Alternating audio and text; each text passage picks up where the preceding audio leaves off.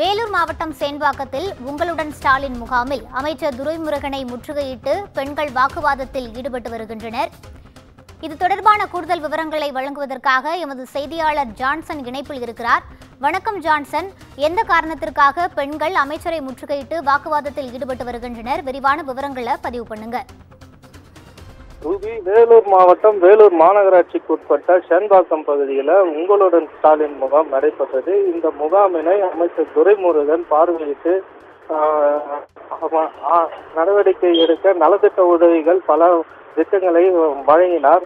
அப்பொழுது முள்ளிப்பாளையம் பகுதியை சேர்ந்த முள்ளிப்பாளையம் பாறைமேடு வீரசாமி கோயில் தெரு சேர்ந்த பெண்கள் அமைச்சர் துரைமுருகனை முற்றுகையிட்டு 30 ஆண்டுகளாக வசித்து வருகிறோம். எங்களுக்கு இந்த பகுதியில் சாலை வசதி, கழிவுநீர் வசதி உள்ளிட்ட அடிப்படை வசதி எதுவும் இல்லை என மழைக்காலங்களில் தண்ணீர் தேங்குகிறது.